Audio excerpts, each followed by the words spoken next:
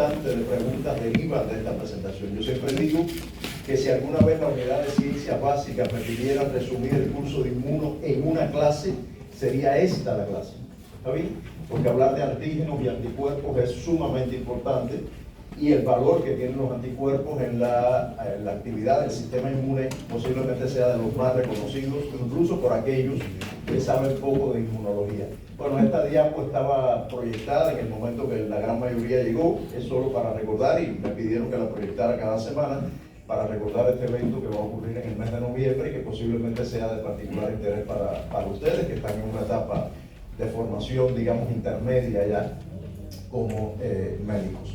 Bueno, en cualquier caso, esta imagen ya la conocen, aquí están representados lo que la clase pasada llamamos actores celulares y moleculares del sistema inmune, distribuidos en estas dos compañías teatrales llamadas sistema inmune innato y sistema inmune adaptativo, y de hecho, desde la semana que viene, vamos a dedicar 2 conferencias para ver detalles del sistema inmune innato y luego 2 conferencias justo antes del parcial para ver detalles del sistema inmune adaptativo. Sin embargo, como ya les adelanté, en el día de hoy vamos a prestar particular atención por el valor que tiene a los anticuerpos y obviamente, como correspondería en este caso, tenemos que hablar algo de las células B, o sea, tenemos que adelantarnos al contenido del sistema inmune adaptativo porque las células B, que son las células productoras de anticuerpos, bueno, pues no se pueden dejar de mencionar en una clase como esta. En cualquier caso, yo les decía la clase pasada, recordarán, que el sistema inmune tiene como función fundamental mantener,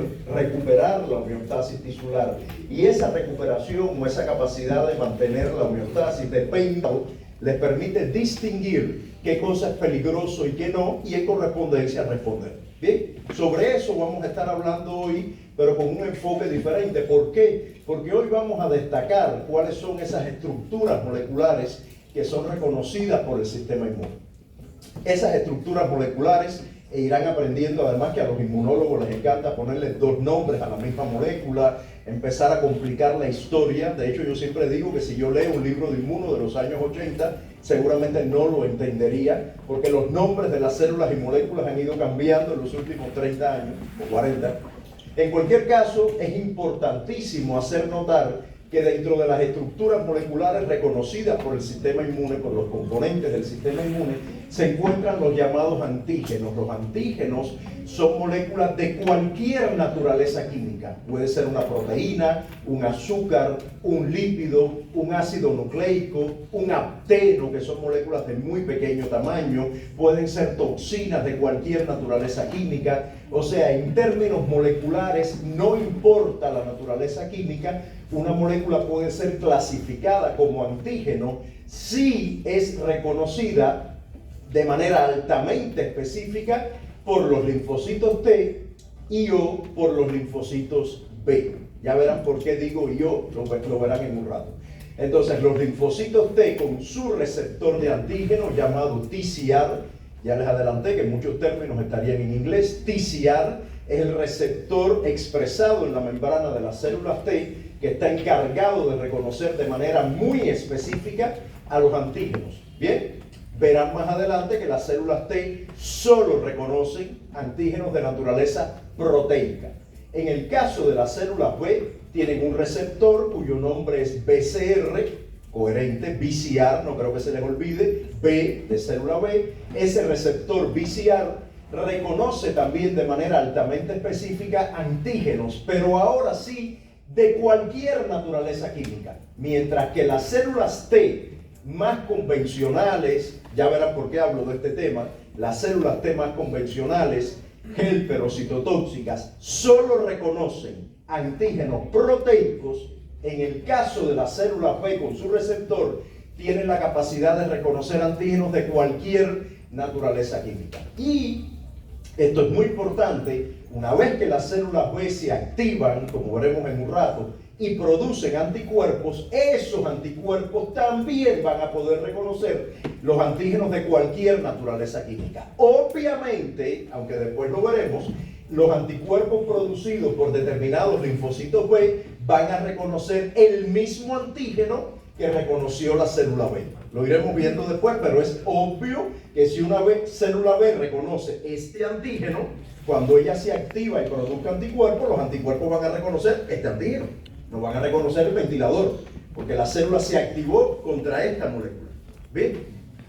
Entonces hay otro grupo molecular que lo estaremos mencionando bastante desde la semana que viene, que son los llamados patrones moleculares asociados a patógenos, PAMs, que es el término en inglés, o patrones moleculares asociados al peligro, DAMs, D de danger, ¿ok?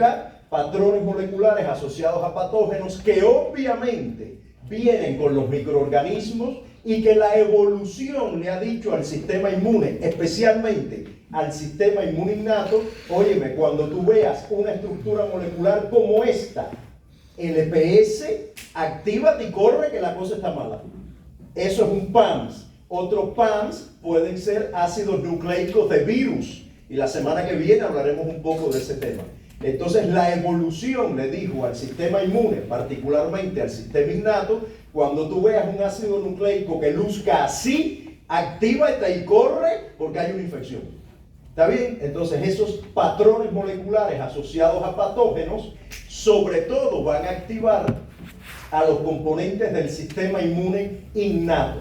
Pero también hay una serie de patrones moleculares que no tienen que ver con microorganismos, no tienen que ver con los bichos que les va a explicar el profe Julio en la clase que viene, inmediatamente después de esta, sino que tienen que ver con estructuras propias del organismo, con eventos que ocurren en el organismo y que también estimulan la respuesta inmunológica. Les voy a poner un ejemplo muy claro. Si ustedes se caen y se dan un golpe, cuando ustedes se dan el golpe, algunas células, dependiendo de la intensidad del golpe, obviamente, pueden morir por necrosis. Es un proceso de muerte anormal, no programado, que es resultado de ese golpe. Cuando eso ocurre, por la necrosis, se liberan una serie de moléculas, de patrones moleculares asociados al peligro, y cuando ellas se liberan, van a ser reconocidas por receptores que veremos desde la clase que viene, que se llaman receptores de patrones moleculares, receptores de reconocimiento de patrones moleculares, y cuando los reconoce se activa el sistema inmunitario. Entonces el sistema inmune se puede activar ante esa señal de peligro, que es una señal propia del organismo, es un proceso aséptico, ahí no hay ningún bicho, pero ha ocurrido un daño en el tejido, hay una alteración de la homeostasis tisular y se activa el sistema inmune. Particularmente, insisto, el sistema inmune innato. O sea, cuando se habla de antígenos, se está hablando particularmente de la capacidad del sistema inmune adaptativo o adquirido, o sea, células T, células B y anticuerpos, de reconocer de manera altamente específicas determinadas estructuras moleculares. Y cuando se habla de PAMs y DAMs, se habla sobre todo de patrones moleculares asociados a patógenos y peligros reconocidos sobre todo por el sistema inmune innato. O sea, la evolución nuestra como especie, la que ha fijado esos patrones moleculares y le ha dotado a las células del sistema innato de receptores que reconocen esos patrones moleculares. Insisto, no se preocupen, la semana que viene hay toda una clase dedicada al sistema inmune innato y vamos a volver sobre este tema. Hoy solo quiero presentar las estructuras que pueden ser reconocidas por el sistema inmune. Bien, entonces la semana que viene hablaremos un poquito más de esto.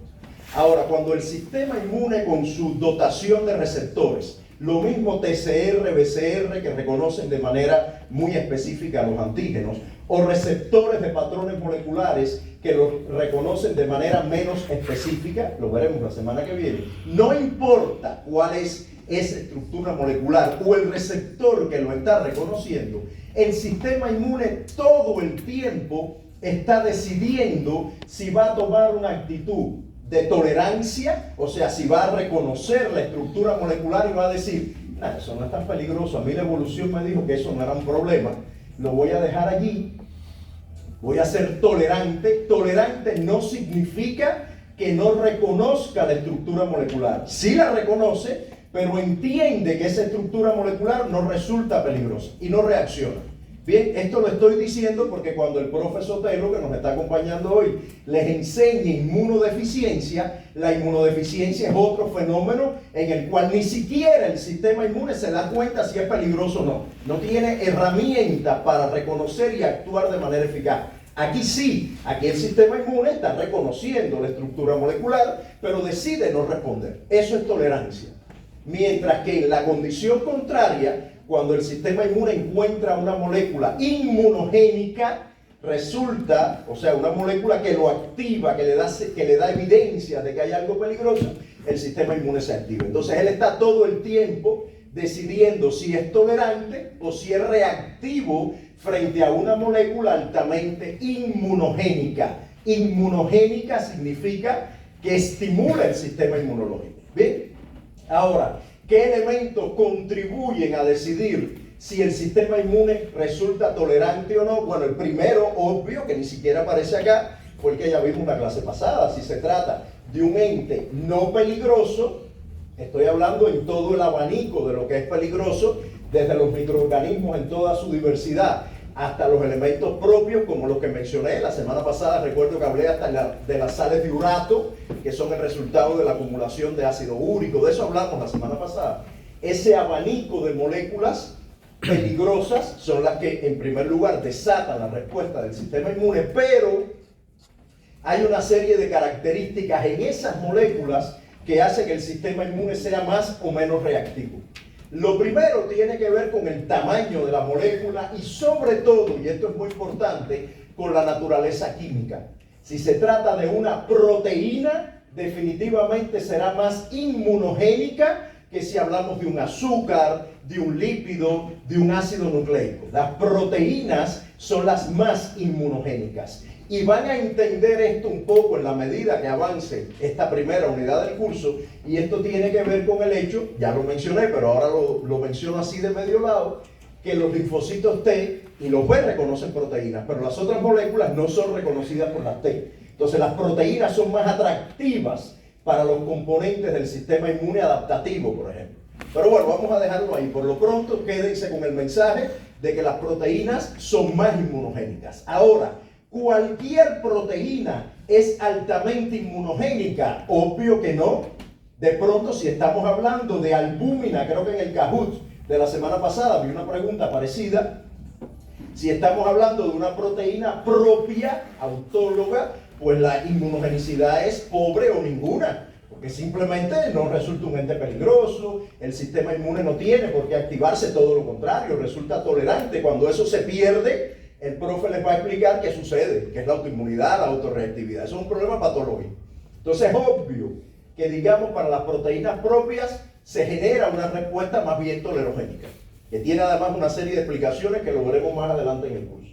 Si las proteínas son halogénicas o xenogénicas, ahí sí puede haber una reactividad. Halogénicas es que es de otro elemento de la especie, pero no es propia, y xenogénicas son sin duda las más inmunogénicas, son las que están más lejos de nosotros desde el punto de vista evolutivo. Una proteína de un ratón, pero obvio todavía más, una proteína que venga de un microorganismo, de un virus, de una bacteria. Están mucho más lejos de nosotros en la evolución y son todavía más atractivos para el sistema inmune, para la respuesta del sistema inmune. Por otra parte, hay características que tienen que ver con el hospedero.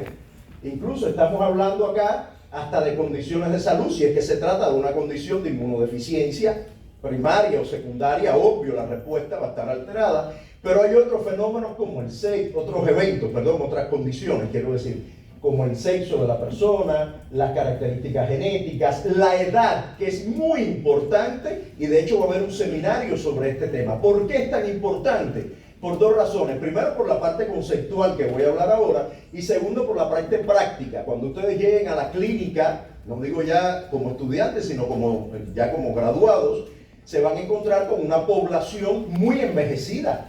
De tal manera que es muy importante que ustedes comprendan que esa población envejecida tiene peculiaridades, estoy hablando de envejecida desde el punto de vista demográfico, tiene peculiaridades en la actividad del sistema inmune, y especialmente hay un fenómeno que se da en llamar inmunosenescencia o senescencia inmunológica, que hay un seminario del tema, donde ustedes van a poder comprender detalles del proceso, donde hay alteración en la actividad de la médula ósea, en la actividad del timo, en la regulación de la respuesta inmune. Incluso cuando se habla de senescencia inmunológica, no lo asocien solo con inmunodeficiencia. más que una deficiencia, hay un trastorno en la regulación de la respuesta inmune. Hay procesos inflamatorios crónicos de bajo grado que están activos en los adultos mayores y que condicionan enfermedades cardiovasculares, cáncer, que si se une con la sarcopenia, que es la acumulación de tejido adiposo, refuerza todavía más la inflamación. Entonces todo eso está en el ámbito de un adulto mayor, que es la población que más van a tratar ustedes por evidentes razones. ¿Está bien?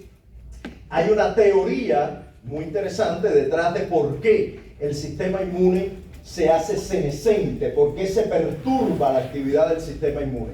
Y tiene que ver con el hecho de que al sistema inmune no le hemos dado la oportunidad de evolucionar y entender que nos tiene que proteger a los 75 años. El sistema inmune hace 100 años, 100 tenía que cuidar a las personas con suerte hasta los 50. ¿Ya? Después empezaron a aparecer máquinas, antibióticos, medicamentos y dijimos, no, ¿qué edad usted tiene? ¿Qué edad tenía Juan cuando se murió? 85, Dios mío, tenía una vida por delante. O sea, eso el sistema inmune aún no lo entiende. El sistema inmune viene capacitado por la evolución, sobre todo para protegernos hasta la edad reproductiva, porque nosotros como especie venimos a este planeta a reproducirnos, hablando biológicamente puro y duro. Venimos a reproducirnos, ¿ok? Por lo tanto, el sistema inmune nos tiene que proteger mientras tengamos capacidad de reproducirnos, ¿correcto?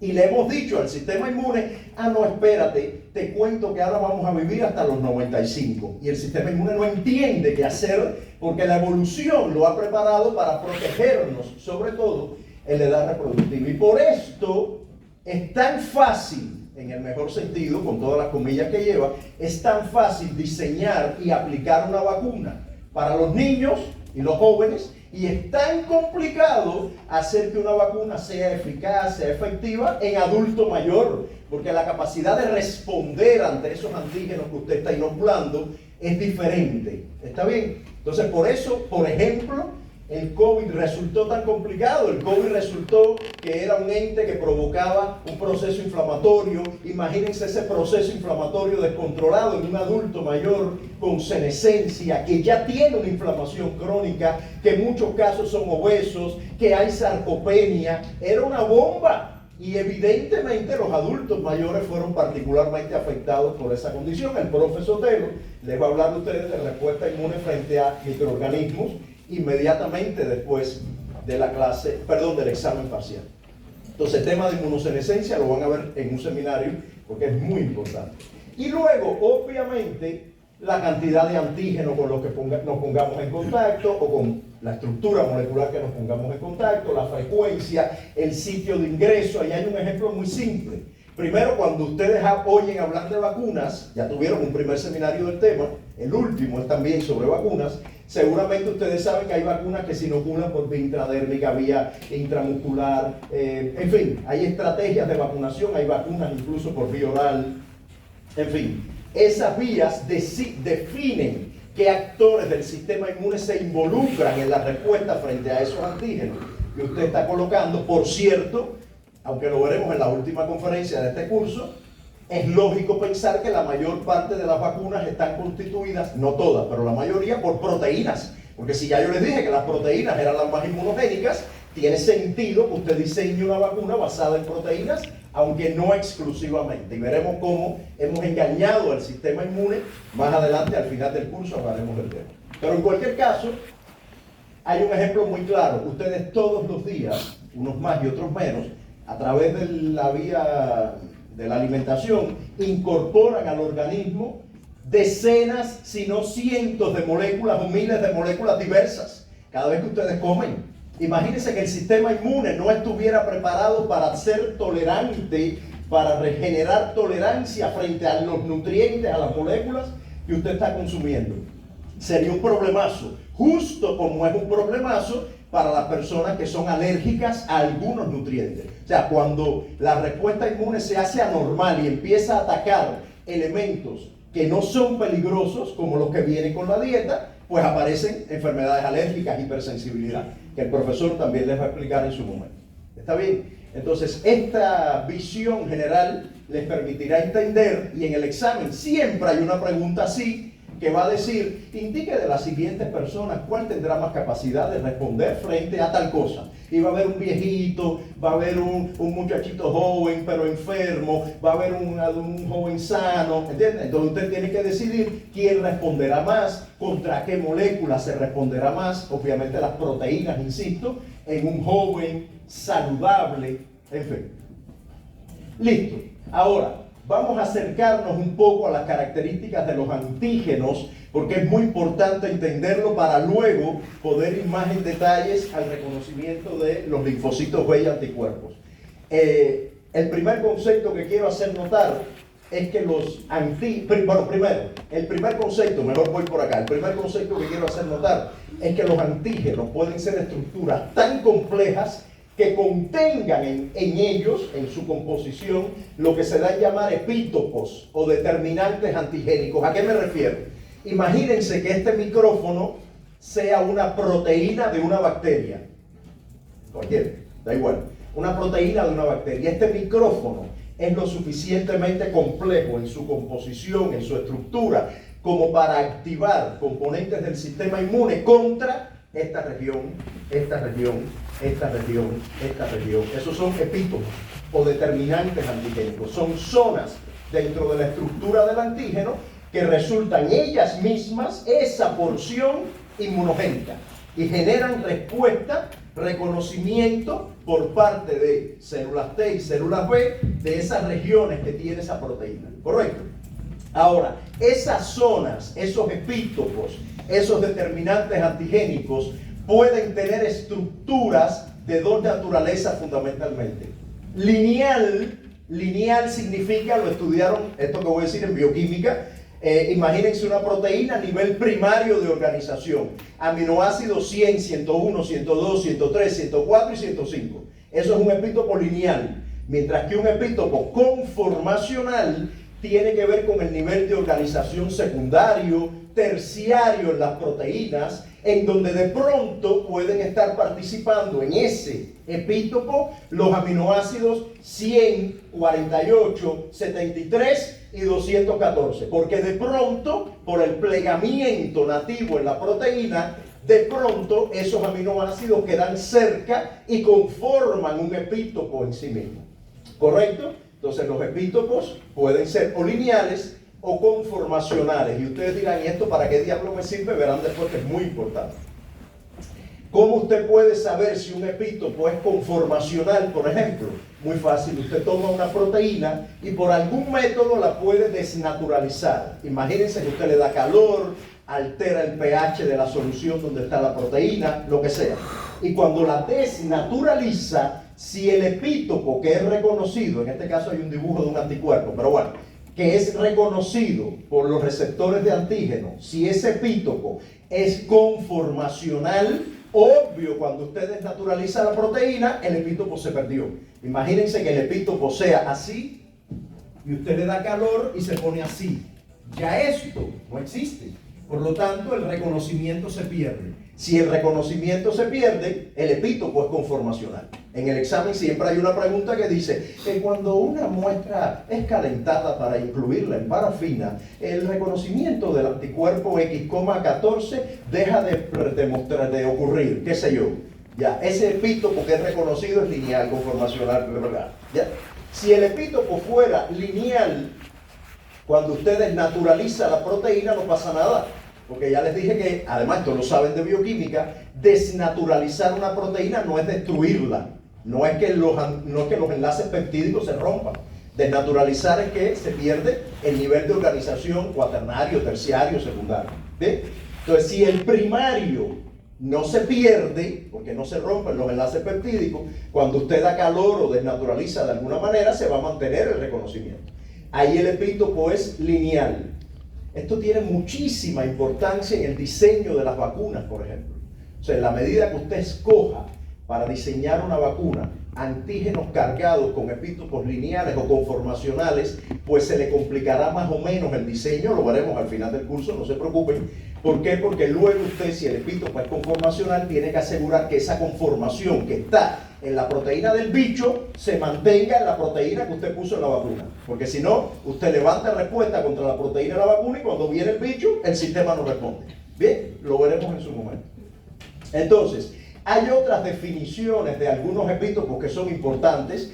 Por ejemplo, los neoantígenos. Cuando ustedes estudien hipersensibilidad, cuando estudien autoinmunidad, van a entender que por diversas razones, incluso por determinadas toxinas, es posible que algunas moléculas, proteínas por ejemplo, cambien su composición de aminoácidos. Les pongo un ejemplo concreto. Hay un fenómeno que se llama citrulización. ¿Conocen la citrulina? ¿A qué les suena citrulina? ¿Qué es la citrulina? Eso lo estudiaron en bioquímica. La citrulina es un aminoácido no convencional que es parte del ciclo de la urea, por ejemplo, junto con la ornitina. ¿Recuerdan el ciclo de la urea? Que es una de las cosas más raras que existe, porque de pronto los aminoácidos se van al hígado para que después usted orine la urea. Yo digo, ¿por qué no se lo dieron al riñón? Ah, no, al hígado. Oye, dale al riñón que haga algo, además de excretar la orina. Bueno, en cualquier caso, aquí estaba, en cualquier caso, por determinados fenómenos, toxinas u otras cosas, la arginina se puede convertir en citrulina y la proteína queda citrulinada, y cuando queda citrulinada ya no está así, ahora está así, y por lo tanto para el sistema inmune algo ha cambiado, aunque la proteína de pronto es propia y era tolerada antes, pero como ahora no es así, si no es así, ya es una proteína que ha cambiado su conformación y por lo tanto es inmunogénica, el sistema inmune responde, y esta es la base, no única, pero puede estar en el trasfondo de enfermedades autoinmunes, hipersensibilidad por la aparición de neoantígenos. Y luego están los epítopos crípticos. ¿Cuáles son los crípticos? Fíjense que yo como concepto solo les he hablado de lineal y conformacional, pero en esas dos categorías quedan incluidos de manera implícita el hecho de que sean además nuevos epítopos por los cambios que les mencioné, o como este, que es un epítopo lineal, pero es críptico. ¿Qué significa? Que está dentro, en una posición en la estructura del antígeno que no es detectable, especialmente por las células B, y después comprenderán. Imagínense que un epítopo críptico es la batería, la pila que hay dentro del micrófono. Si este es el antígeno, y esto usted lo inocula, la batería que está dentro no es vista, especialmente por los anticuerpos ni por las células B. No la ven, porque ellos necesitan encontrar algo en la superficie de la proteína. Con las células T es otra historia, pero eso lo comprenderán más adelante, no lo quiero enredar. Pero los epítopos crípticos están escondidos dentro, por decirlo de alguna manera coloquial, dentro de la estructura de las proteínas. ¿Está bien? Entonces, igual esto es importante para diseñar una vacuna. Imagínese que usted vacune con un péptido que sea de una proteína bacteriana súper inmunogénica, pero que esté dentro de la estructura de la proteína en una posición que los anticuerpos no la vean. Eso es un problema, porque cuando usted inocula con el péptido, habrá una respuesta del sistema inmune, claro, habrá memoria, obvio, la vacuna es maravillosa, pero cuando llega el bicho de verdad, él tiene ese péptido escondido. Entonces la vacuna no sirvió para nada.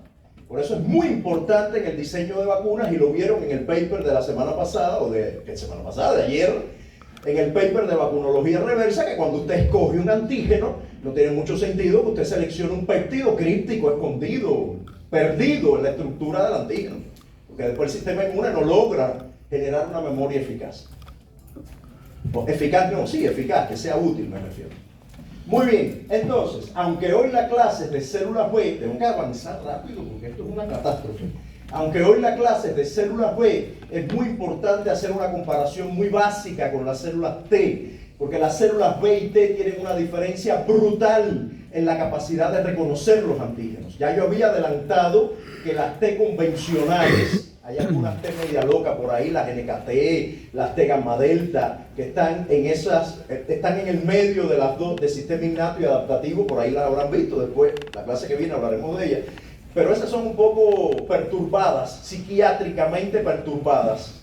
Estamos hablando de las convencionales, del 95% de las células T reconocen proteínas, mientras que las células B reconocen cualquier antígeno, de cualquier naturaleza química. Bien, las células T, además, hoy no entraremos en detalle, no pueden reconocer los antígenos de manera directa, no pueden, necesitan una molécula que se llama complejo mayor de histocompatibilidad, cuyos detalles aprenderemos en el curso, que presente el antígeno a la célula T. Le dice a la célula T, mira lo que tengo para ti, dime si lo reconoces. Bien, la célula B no. El receptor de antígeno de la célula B, el BCR, reconoce los antígenos directamente.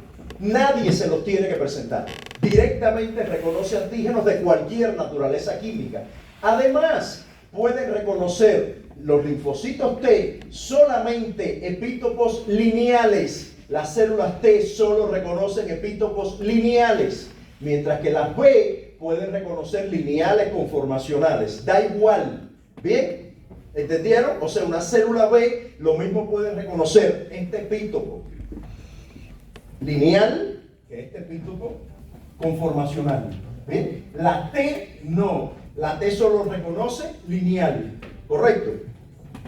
Muy bien. Bueno, creo que esto que he dicho está descrito acá. Y obviamente las células B no reconocerían epítopos crípticos. Si usted tiene una proteína, como les decía, el micrófono, que tiene un determinante antigénico dentro, una pila, una batería, cuando usted le pone esto frente a una célula B, ella solo reconoce esto de aquí, no lo que está dentro. La célula T sí puede reconocer lo que está dentro, pero ahora no los voy a enredar con eso porque se nos van a volver locos, eso lo vemos más adelante en el curso. ¿Está bien?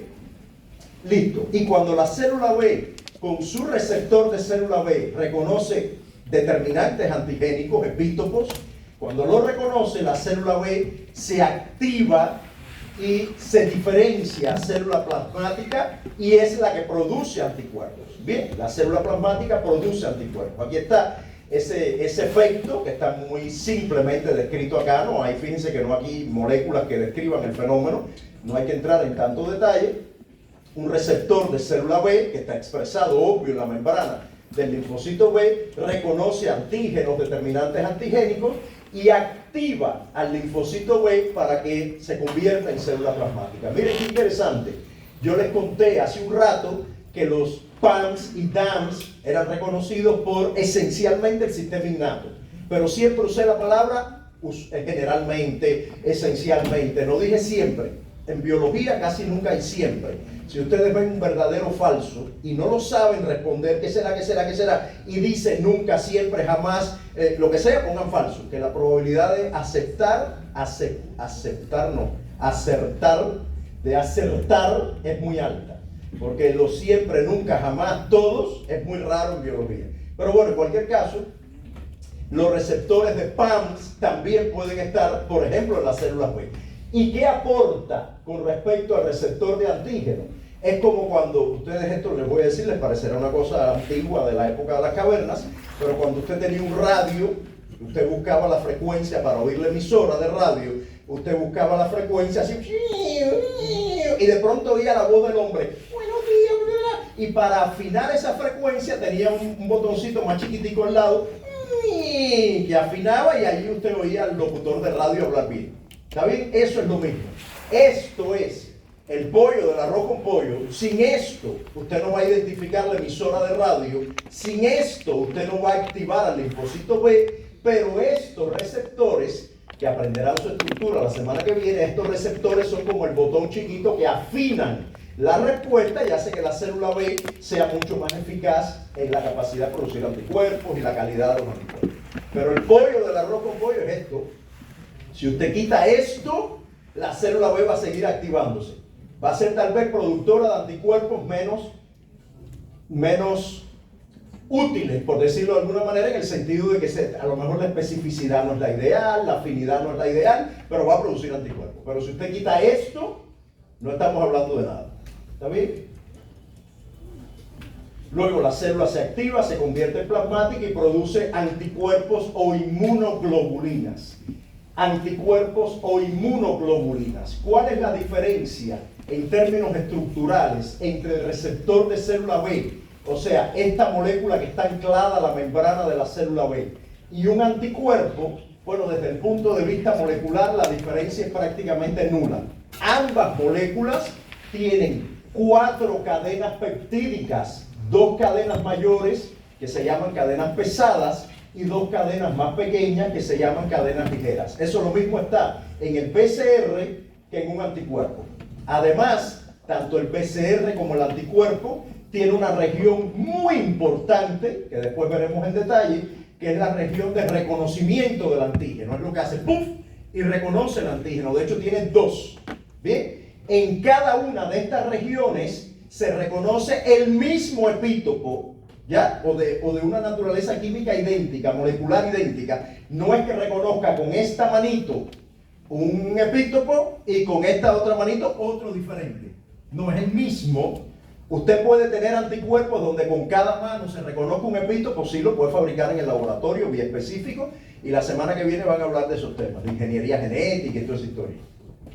Pero el reconocimiento de cada manito, digamos, de cada sitio de reconocimiento, que después veremos cómo se llama, es el mismo. Reconocen el mismo antígeno, el mismo epítopo.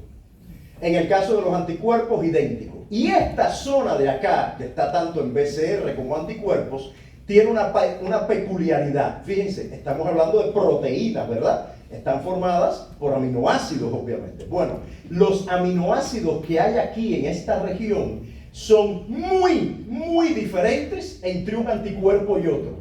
Hay una variabilidad enorme en la composición de aminoácidos que se ubican en esta zona de reconocimiento de antígeno. ¿Y eso para qué diablo sirve? Bueno, porque cada grupo de anticuerpos tiene que reconocer un epítopo o un determinante antigénico diferente. Tiene que haber una complementariedad entre el determinante antigénico y la estructura de esta región. Por lo tanto, los aminoácidos presentes en esas regiones de reconocimiento cambian entre un anticuerpo y otro. Y después veremos hoy mismo cómo se genera esa enorme diversidad que permite reconocer, fíjense este detalle, porque iba a decir el ejemplo más clásico, permite reconocer un antígeno que esté en el planeta Marte, pero voy a hacer uno más concreto. Cuando el COVID llegó a nosotros, el SARS-CoV-2, como especie, nunca lo habíamos visto teóricamente, ¿ya? Y sin embargo, no fue mal, no fue bien, o como sea, pero pudimos responder a la presencia del virus con anticuerpos. Yo me infectaba y a los 3 días tenía anticuerpos. Pero ¿cómo vas a tener anticuerpos si tú nunca has visto ese bicho? No importa, tenemos una dotación y una capacidad de reconocer prácticamente infinita, porque la diversidad de aminoácidos aquí es tan grande, la variabilidad, que siempre habrá un anticuerpo que reconozca un determinado antígeno, al menos en teoría. Bien, entonces un PCR y un anticuerpo esencialmente son lo mismo, excepto una cosa fundamental, que es la presencia de una zona de membrana, de inserción en membrana en el PCR, mientras que los anticuerpos no lo tienen, porque los anticuerpos son secretados por las células plasmáticas.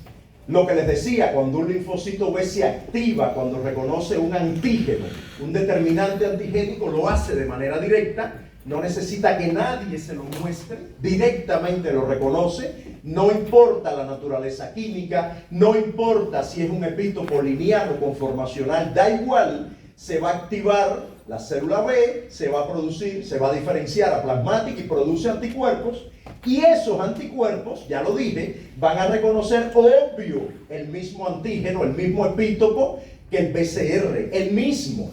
Porque entiendan esta lógica, imagínense que llegue el SARS-CoV-2 y usted genere anticuerpos contra la proteína S y esos anticuerpos, que active células B contra la proteína S con su BCR, reconoce la proteína S y que cuando produzca anticuerpos, los anticuerpos reconozcan a la Neisseria meningitidis. Entonces, eso es absurdo. Tienen que reconocer a la proteína S del SARS-CoV-2, que es el bicho que llegó, es lo que es peligroso. Correcto, entonces hay una lógica una lógica evolutiva detrás de ese fenómeno. Bien, entonces es muy importante además entender, no lo había destacado, pero es muy importante que entiendan que en la estructura de los anticuerpos no solo hay aminoácidos, también hay azúcares. Por eso en rigor, y esta categoría ustedes la conocen de bioquímica, los anticuerpos no son proteínas, son glicoproteínas, tienen azúcares en su composición que tienen muy bien definidas además dónde está ubicada y es específicamente en una zona que veremos inmediatamente después, que se llama FC, que es la zona donde se define la función del anticuerpo. Bien, los azúcares están ubicados en el sitio que define la función, no en el sitio que reconoce los antígenos, sino en el sitio que define la función. Es por eso que la gente que hace ingeniería genética le cambia los azúcares a los anticuerpos, y cuando usted cambia los azúcares, el anticuerpo tiene funciones diferentes a las funciones naturales, o al menos con mayor o menor intensidad. Usted puede jugar con la función de un anticuerpo si usted juega con los azúcares que hay en el sitio de función, que lo veremos después cómo se llama. ¿Bien? Entonces son glicoproteínas. Por cierto, ¿cómo se llaman esas moléculas? Esto es de bioquímica. Que no son aminoácidos, pero que están en las proteínas de manera estable y son determinantes para su función. ¿Cómo se llaman? ¿Cómo se llaman? O sea, son por ejemplo los azúcares, son el grupo hemo, son algunos lípidos en proteínas. ¿Cómo se llama eso? Grupo prostético. Grupo prostético. Muy bien, entonces los anticuerpos tienen como grupo prostético. Yo enseño bioquímica en otra institución y siempre, obvio, todas las preguntas mías tienen que ver con anticuerpos, con macrófagos, aunque sea de bioquímica. Y investigadores están evaluando una proteína, una glicoproteína, bla, bla, bla, bla. ¿Cuál es el grupo prostético? Y lo único que tienen que poner es azúcares. ¿Ya? Por ahí va la historia. Eso no es para ustedes, eso es para los de bioquímica. Muy bien, entonces, lo otro importante es que, bueno, obviamente estamos hablando de respuesta humoral. Los anticuerpos son secretados a los humores, al plasma, a la saliva, a las lágrimas. Esas secreciones tienen anticuerpos. Por lo tanto, los anticuerpos son actores muy importantes de la respuesta inmune adaptativa o adquirida, como la quieran llamar, humoral. Bien, muy importantes. Y además tiene la capacidad de reconocer los antígenos, ya lo he mencionado de alguna manera, con alta especificidad y afinidad. ¿Cuál es la diferencia entre especificidad y afinidad? Especificidad es que si reconocen este antígeno, no reconocen este antígeno. O este, o este. Es más, si reconoce este, o sea, si el antígeno es así y de pronto es así, es un neoantígeno y ahí podría haber una autorreactividad. ¿Está bien? Eso es especificidad. Y afinidad es la fuerza con la que se unen. O sea, en química física sería como la cantidad de energía que habría que suministrar para separar el anticuerpo del antígeno, que es muy alta. O sea, tienen una una afinidad muy alta. Se unen con mucha fuerza al antígeno. Correcto. Listo. En términos de estructura, ahora sí voy a poner algunos nombres. Esta región, que es la que yo decía justamente que era rica en azúcares, es la región llamada FC, factor cristalizable, no importa, eso tiene que ver con el origen del estudio de las moléculas. En cualquier caso, esta región FC es la región que define la función.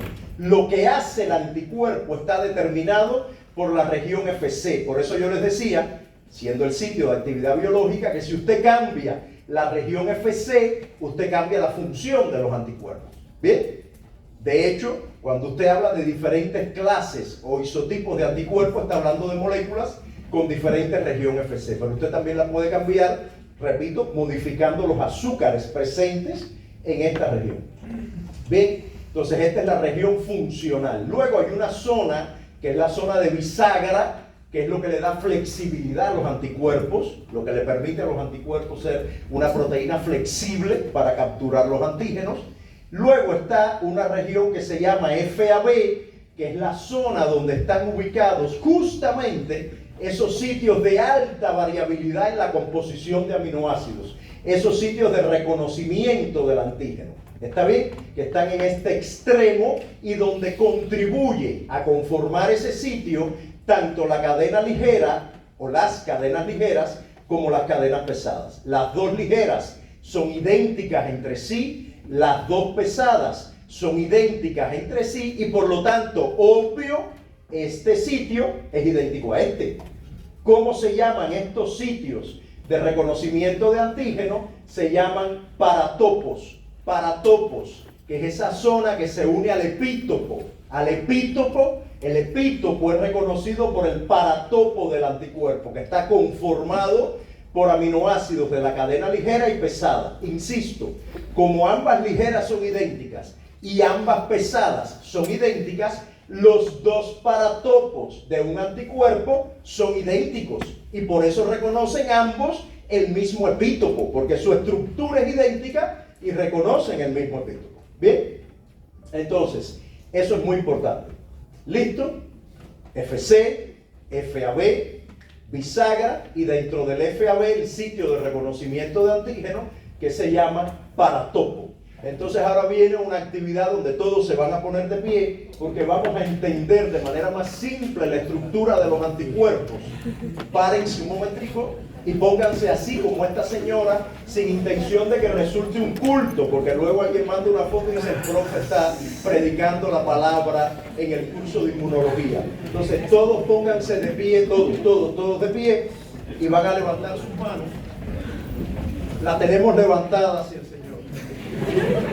Levanten sus manos y ahora vamos a definir la estructura de un anticuerpo. Las piernas son la región FC. Las piernas son la región FC, que es la región funcional, donde están los azúcares. Bien, es la zona que convierte a un anticuerpo en una glicoproteína.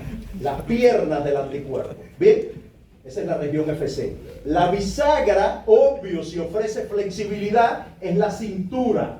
Algunos tienen, yo no tengo, pero los que tienen cintura son flexibles gracias a la región de bisagra. ¿Está bien? Aquí en la bisagra, volviendo a la bioquímica, hay puentes disulfuro. Si hay puentes disulfuro, ¿qué aminoácidos hay ahí? Dios mío. Cisteínas. ¿Ya? Bien. Y la región FAB, ahora fíjense porque esto es muy importante. La región FAB son los brazos, no las manos, los brazos. Esta es la región FAB. Si esta es la región FAB, las manos, ¿cómo se llaman? Paratopos. Las manos son los paratopos. ¿Qué te pasa que no te levantas? ¿Ven? Los paratopos. Ahora, escuchen. Todos ustedes, y bueno, sí, todos tienen las dos piernas, tienen la bisagra, la cintura, tienen los dos brazos, tienen las manos, ¿verdad? ¿Qué los hace a ustedes muy diferentes entre uno y otros? Las huellas dactilares, ¿verdad? Entonces dentro del paratopo, que son las manos, hay zonas muy peculiares, muy diferentes entre un anticuerpo y otro, dentro de la estructura del paratopo, que se llama región determinante de complementariedad, CDR, región determinante. Y ahí están como las huellas dactilares de los anticuerpos. Son las diferencias mayores que se pueden encontrar entre un anticuerpo y otro. O sea, las piernas, FC función, la bisagra, cintura, FAB los brazos, paratopo las manos, que es lo que reconoce el antígeno, pero justo en la mano, digámoslo así, el anticuerpo no reconoce así, el anticuerpo reconoce así. Y las huellas dactilares distinguen si reconoce aquí o si reconoce aquí, por ejemplo. ¿Ya? Porque es lo que marca la diferencia fundamental. Y esas huellas dactilares, yo decía, se llaman CDR. Cada anticuerpo en su paratopo tiene 6 CDRs. 3 en la cadena ligera y 3 en la cadena pesada. Ustedes tienen 5. Si fueran anticuerpos tendrían un dedo extra. ¿Ya? Entonces los anticuerpos tienen 6 dedos, digamos así, que son esas zonas donde la variabilidad en la composición de aminoácidos es enorme. Bien, entonces cada anticuerpo tiene cadena ligera, 3 CDRs, cadena pesada, 3 CDRs. Bien, suman 6. Y aquí, cadena ligera y pesada, 6 CDRs son 12. 6 y 6. Estos 6 son idénticos a estos 6, porque recuerden que los paratopos son igualitos. y reconocen el mismo epítopo. ¿Sí o no? ¿Ya? Perfecto.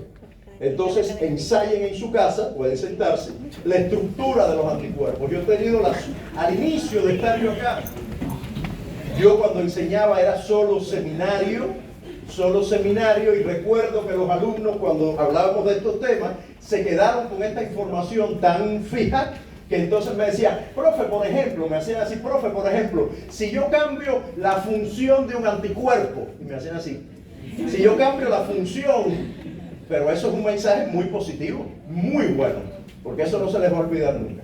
¿Está bien? Entonces ahora un tema muy importante es pasar la asistencia. Vamos a pasar la asistencia.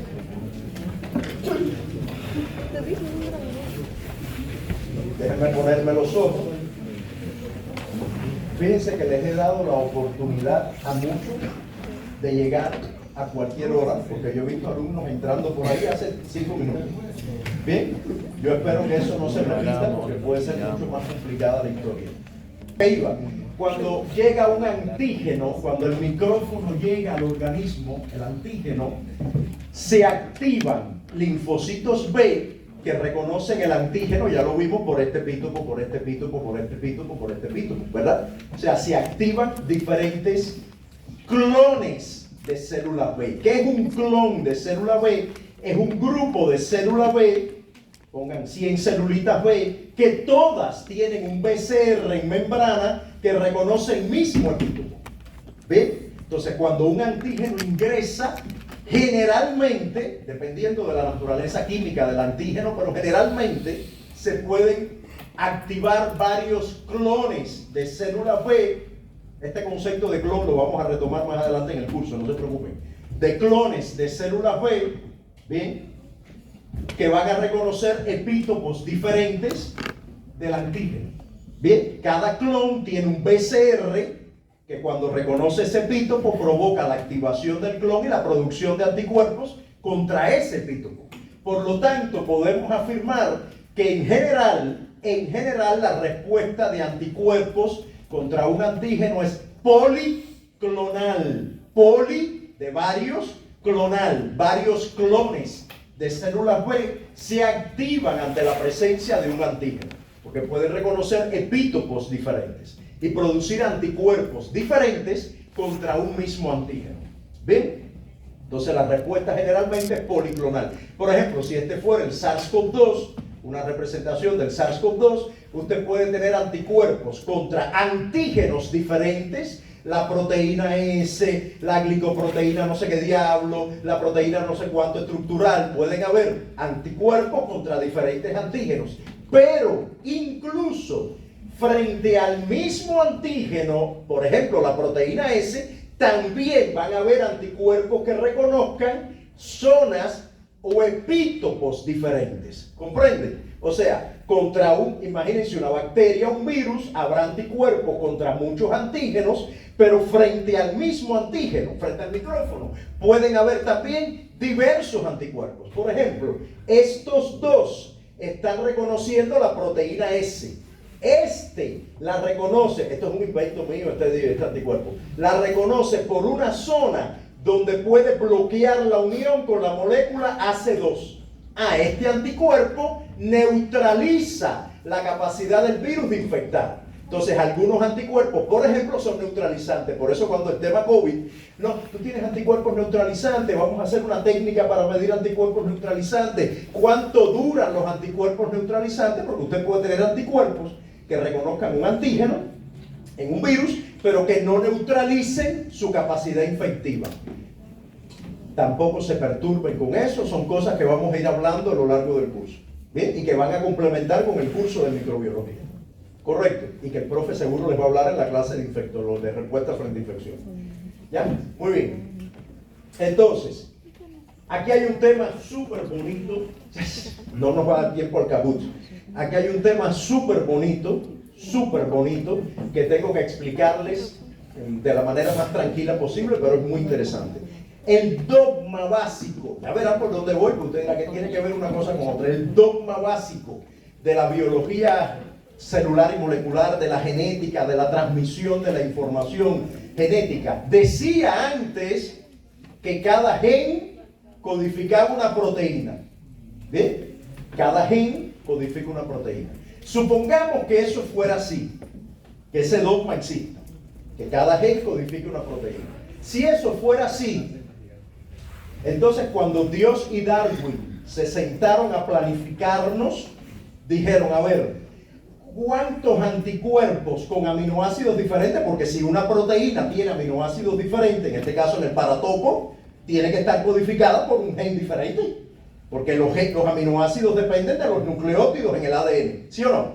Entonces, si Dios y Darwin, ¿cuántos aminoácidos, cuántos anticuerpos diferentes van a haber? ¿Cuántos clones con diferente BCR que produce diferentes anticuerpos? ¿Cuántos van a ser? No, creo que lo ideal serían unos 100 millones.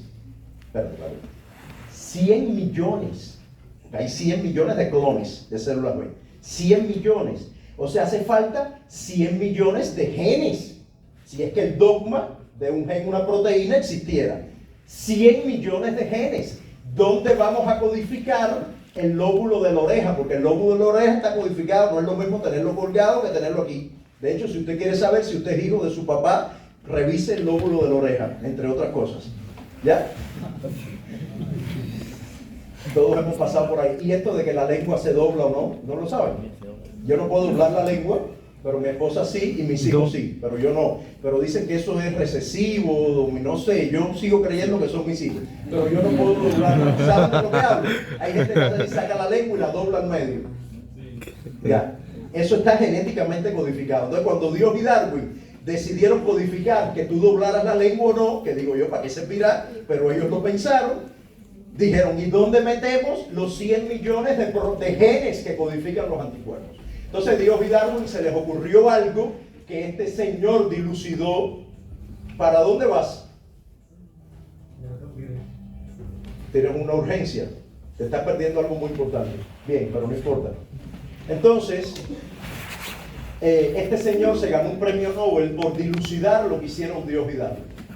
Él se dio cuenta, japonés al fin, lo que hicieron Dios y Darwin. Y lo que hicieron, y esta diapo la van a volver a ver en otra clase, fue lo siguiente.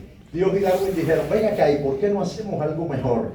En vez de poner 100 millones de genes, vamos a crear segmentos de genes, pedacito, pedacito, pedacito, pedacito, pedacito, que los vamos a recombinar al azar.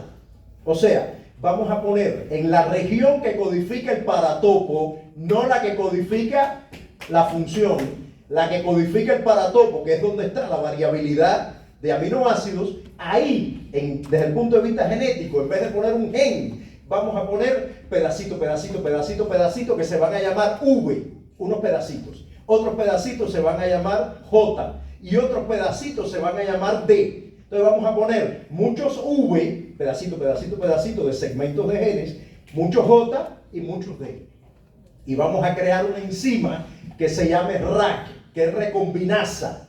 Y esa enzima lo que va a hacer es que al momento de armar, desde el punto de vista genético estoy hablando, un anticuerpo, para que después se exprese en el ribosoma como buena proteína, al momento de armarlo genéticamente, la enzima RAC toma un V, un D, un J y los une. V, D, J y los une. Al azar, V, D, J, el que le dé la gana, une. V, D, J, une. ¿Ven? Entonces, obviamente, ya estamos empezando a ver una variabilidad en la composición de aminoácidos del paratopo. Porque al azar se unen segmentos VDJ, como ese azar ocurre aquí, y termina en el ARN mensajero con un determinado segmento VDJ para el anticuerpo A, para el anticuerpo B, para el anticuerpo C, así 100 millones. ¿Bien? Pero con esto no bastaba. Cuando ellos se pusieron a sacar cálculos, Dios y Darwin dijeron, no basta. Vamos a crear otra enzima que se llama TDT. ¿Qué hace TDT? Es una enzima que genera hipermutación. ¿Qué significa? Que cuando la enzima RAC toma VDJ y lo va a unir, la TDT le dice, espérate un momentico, mira, coge estos nucleótidos al azar, truco, y le mete nucleótidos al sitio de unión de las regiones VDJ. Genera mutaciones, lo cual es una palabra que a todo el mundo le da miedo, porque tú dices, una mutación, un cáncer, no, las células B y T, las T les pasa lo mismo, pero hoy no hablaremos de ellas. Mientras más mutaciones tengan en estas regiones, no en cualquier gen obvio, en esta región, mejor, porque más variabilidad de anticuerpos usted va a tener, más capacidad para reconocer antígenos. ¿Está bien? Entonces, mira qué bueno, qué bien, interesante. Muy bien. Entonces, eso que ocurre acá en la cadena pesada, porque ya les dije que el paratopo está formado por la pesada y la ligera, también ocurre en la cadena ligera. La diferencia es que en la cadena ligera no hay segmentos D, solo hay segmentos V y J, no hay D. Y lo otro es que en la cadena ligera la enzima TDT no funciona. ¿Ya? La cadena ligera solo es RAC uniendo VJ, VJ, VJ. En otras palabras, cuando se arma el paratopo, ¿cuál de las dos cadenas, vamos a regresar para que recuerden la estructura del paratopo, cuál de las dos cadenas, la ligera o la pesada, contribuirá más a la diversidad de aminoácidos que hay aquí? La pesada, obviamente, porque tiene segmentos VDJ, que son más que los VJ, tienen más segmentos de variabilidad genética, y además hay una enzima que le pone nucleótidos al azar, que genera mutación. ¿Ya? Entonces la cadena pesada es la que más contribuye a la diversidad de aminoácidos en el paratopo. ¿Bien? No tenía ni que regresar atrás y aquí está la estructura del anticuerpo. Bueno. Ahora, cuando los linfocitos B entonces se activan, porque han reconocido epítopos de un antígeno, o un antígeno, lo que sea, depende de la molécula que sea, un anteno, la naturaleza química es muy diversa, va a producir, bueno, inicialmente va a producir IgM, pero en general, vamos a no meternos en eso todavía, en general se pueden producir hasta 5 clases diferentes de anticuerpos. Vamos a empezar por una clase muy escasa en el plasma, cuya función es medio difusa, que es la IgD. Los anticuerpos IgD en este curso son sumamente importantes. Y les digo por qué. Porque la indicación desde hace mucho tiempo es que las preguntas de selección múltiple tengan 5 opciones.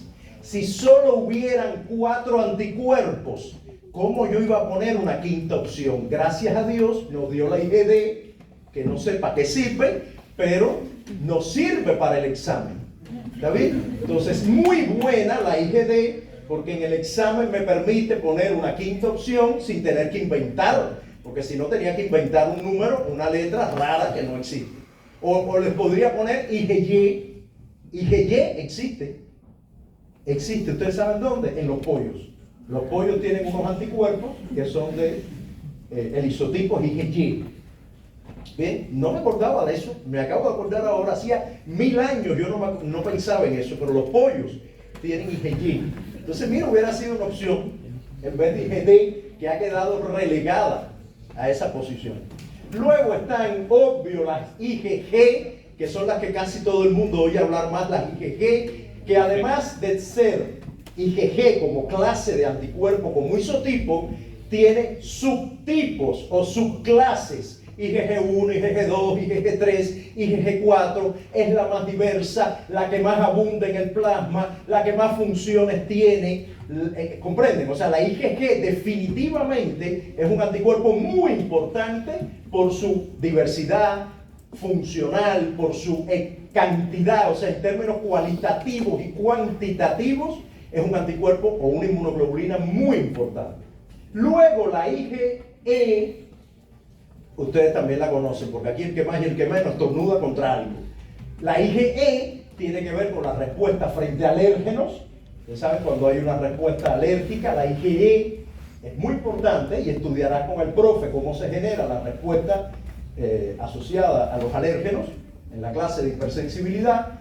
Y la IgE también tiene que ver con la respuesta frente a parásitos, especialmente el mintos. De hecho, estudiarán más adelante cómo hay una congruencia en los actores del sistema inmune que participan en la respuesta frente a virus y cáncer y frente a alérgenos y parásitos. Entonces de pronto alguien te dice, uy, tengo una alergia, mira las ronchas que me han salido. Y el tipo lo que está es lleno de parásitos. Porque los actores del sistema inmune y las moléculas son más o menos las mismas. Uy, qué alergia. No, corre para un infectólogo a ver si te cura las larvas que tienes. Bien. Ay, perdón, yo hablo así de una manera muy, porque como yo no soy médico, siempre me imagino un ratón en el laboratorio. Ya, entonces no me malinterpreten tampoco, porque a veces puedo mencionar cosas que lucen crueles. Ustedes son gente más sensible. Muy bien. Y lo tiene que ser, es lo correcto. Alguien puede un día decir, profesor, es incorrecto usted.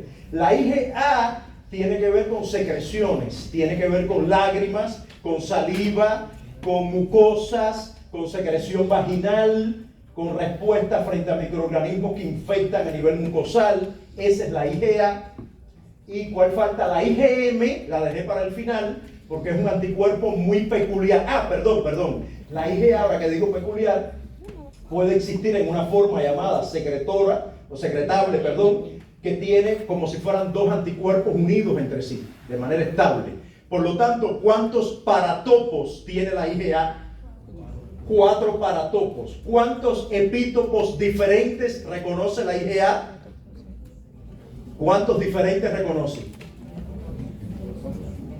¿Cuántos epítopos reconoce? ¿Qué tiene que ver eso con los CDR? ¿Cuántos epítopos reconoce? 1. Cada mano es igual a la otra. Los 24 son los CDR, son las huellas. Pero el epítopo que reconoce es uno aquí, y es el mismo aquí, y es el mismo aquí, y es el mismo aquí. ¿Ya? Reconoce uno solo. En términos moleculares, no quiere decir que reconozcan todos los 4 la misma molécula. Es que el epítopo está repetido 4 veces en el bicho, y una mano lo reconoce aquí, el otro aquí, la otra aquí, la otra aquí. ¿Entiendes? No es que sean las 4 manos sobre el mismo epítopo, obvio. Y la IgM, que tiene una peculiaridad que tiene que ver con esto que acabo de decir, es que en vez de ser 2 anticuerpos son 5, es pentamérica. Es una estructura muy grandotota y además es el anticuerpo que primero se produce ante la presencia de un determinado antígeno. El primero, cuando llegó el COVID, que ustedes le hacían la prueba rápida, les decía, solo tienes IgM, debes haberte infectado hace 3 o 4 días. Porque lo primero que producen los linfocitos B son anticuerpos IgM. Y después hacen cambio de clase que veremos cómo ocurre. ¿Está bien?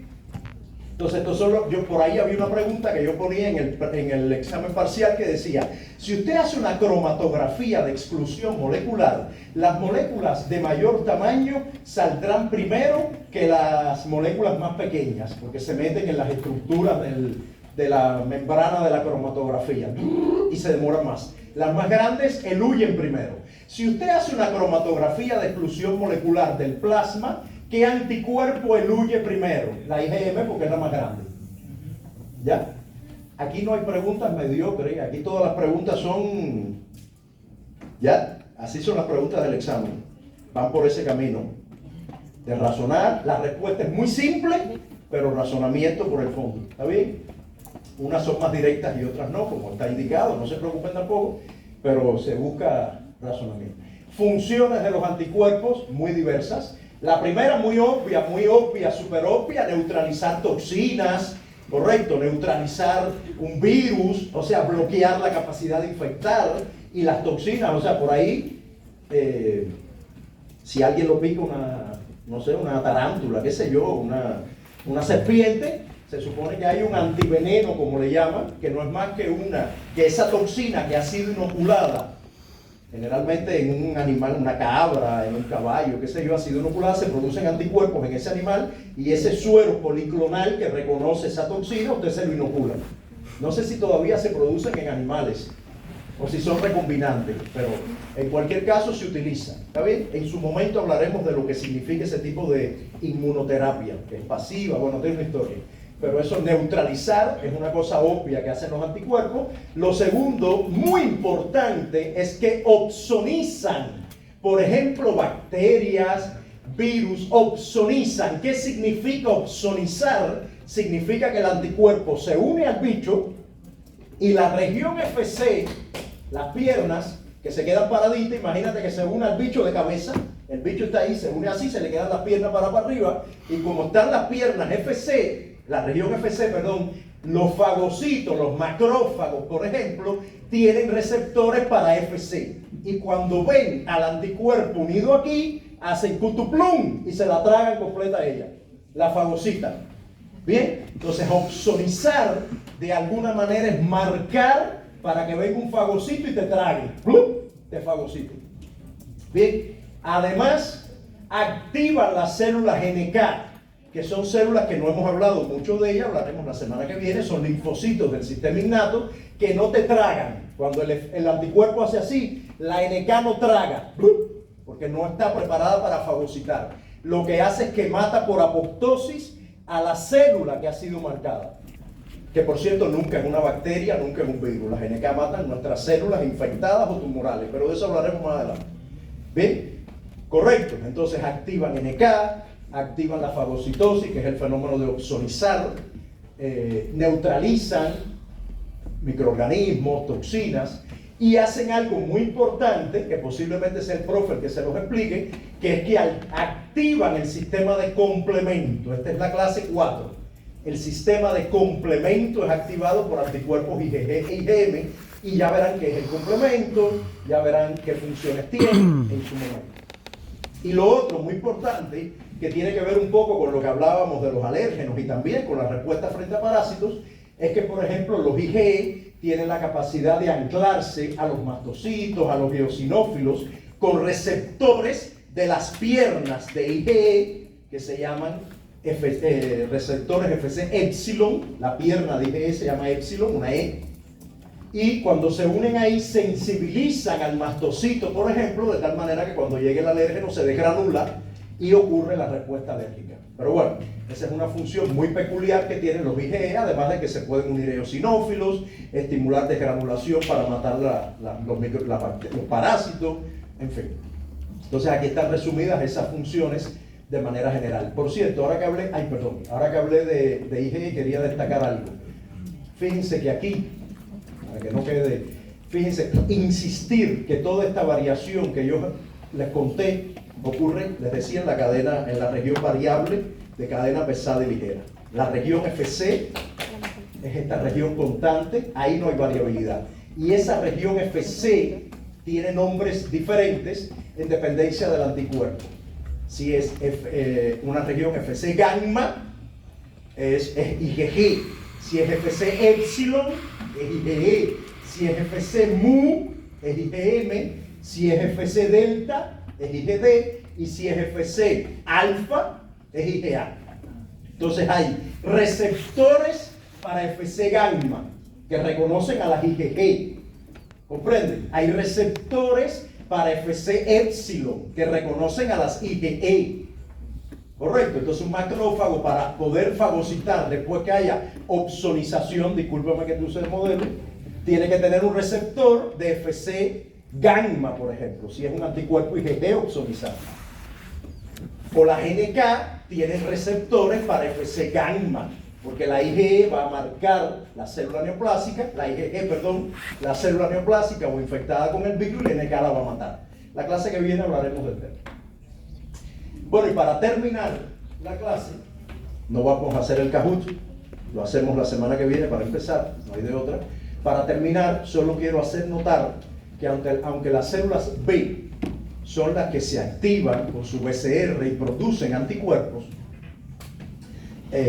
para que los anticuerpos tengan calidad, y esto lo vamos a retomar más adelante también en el curso, hace falta la ayuda de las células T.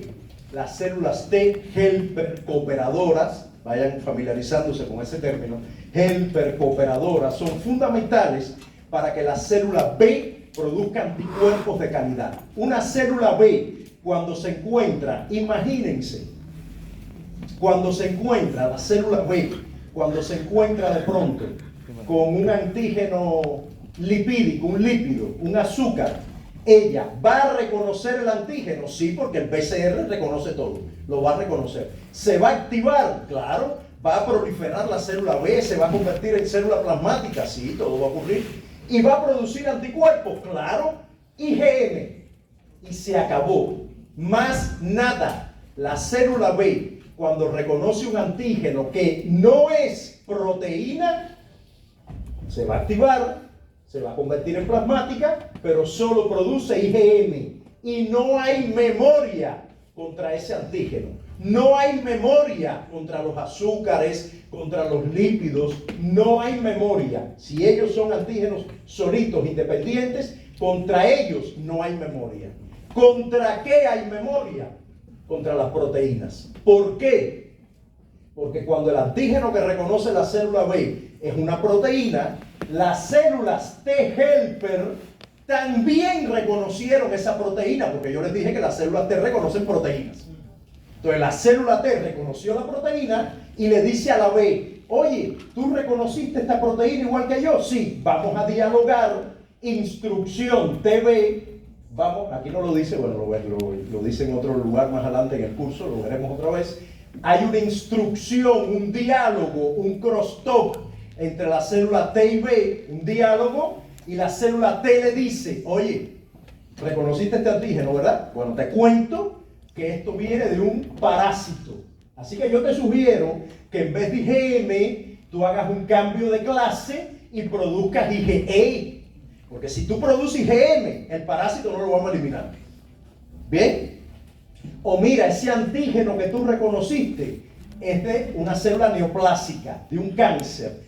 Yo te sugiero que produzcas IgG y no IgM.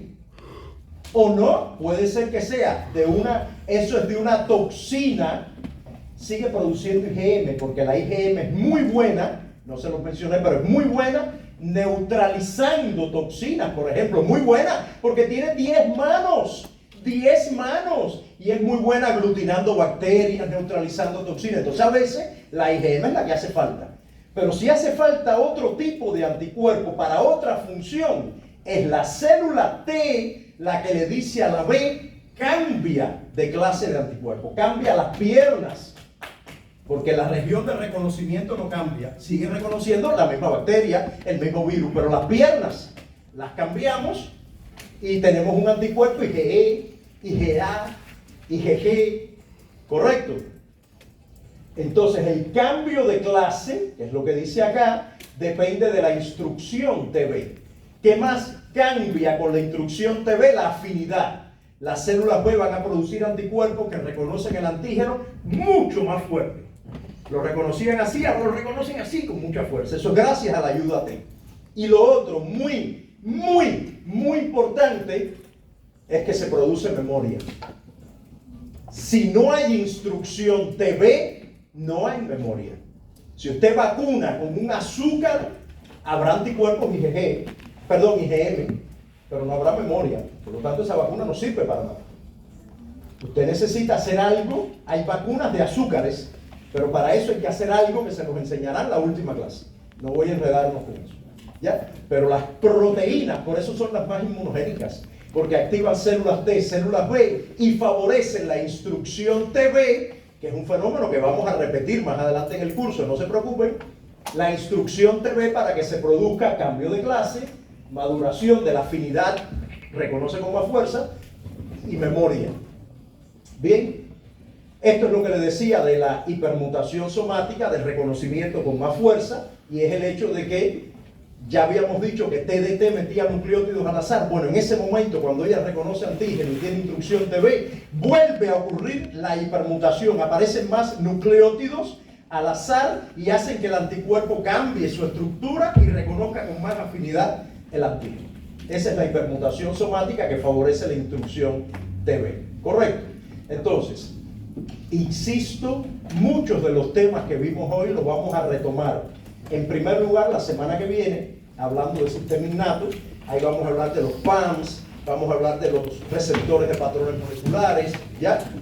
Luego, más adelante, cuando lleguemos al sistema adaptativo, vamos a volver en gran detalle sobre las células T, vamos a volver a hablar de la comparación entre BCR y TCR, vamos a volver a hablar de la instrucción TB. O sea, hay muchos temas de hoy que se van a retomar. Les adelanto desde hoy que en el examen hay muchas preguntas que buscan que ustedes comparen cosas. Me acordé por lo que acabo de decir de BCR y TCR. Comparar BCR y TCR, comparar MHC1, MHC2, dendrítica madura, dendrítica inmadura, macrófago M1, macrófago M2, linfocito helper, linfocito citotóxico. Hoy estos términos les resultan raros, pero dentro de 4 semanas se los van a saber todos. ¿Ya? Se los tienen que saber para el examen. Correcto, entonces vayan preparados también para un examen donde hay mucho de comparación. Correcto. Yo les tenía, como siempre, el Kahoot, pero ustedes tienen que irse a la otra clase. Entonces lo que podemos hacer la semana que viene es comenzar con el Kahoot. Escúchenme. No sé si los profes de seminario se los dijeron. Yo conversé con ellos me dieron una valoración bastante positiva de la actividad, unos grupos con más participación que otras, pero bueno. Pero insisto, no sé si los profes les orientaron bien cómo trabajar el paper de la semana que viene. Es un paper muy gordo, muy grande, sobre anticuerpos. Focalice, hay 2 artículos, de hecho, escúchenme. En la plataforma hay 2 artículos, uno más cortico, que no es para debatir, pero que de manera rápida les da mucha información sobre lo que es un monoclonal, los tipos de monoclonales que hay. O sea, ese articulito los va a ayudar a tener cosas que decir. Y el otro artículo cuenta una historia más larga de todo el desarrollo de los anticuerpos monoclonales, de la función de los anticuerpos, y ahí focalicen la atención en las figuras, traten de entender el mensaje de cada figura, y los que les toque exponer, eviten una exposición donde vayan a decir la molécula S4-14-23, porque ustedes no saben de lo que habla, el resto tampoco, y el profe tampoco. Porque si ustedes me hablan del S448 que participa, y digo, ¿qué será eso? Porque aquí esa no es la esencia. La esencia es que ustedes comprendan en ese seminario el valor de los anticuerpos monoclonales en investigación, diagnóstico, terapia, porque eso va a estar arriba de ustedes todo el tiempo. Arriba de ustedes todo el tiempo en la vida profesional. Quien salga de aquí sin saber lo que es un monoclonal es un analfabeto funcional. Se los estoy diciendo. Así que préstenle particular atención a ese seminario que obviamente se evalúa en el parcial. Es de los seminarios que siempre va al examen parcial porque es muy importante. Bien, listo, nos vemos la semana que viene. Cuídense y veremos el camino.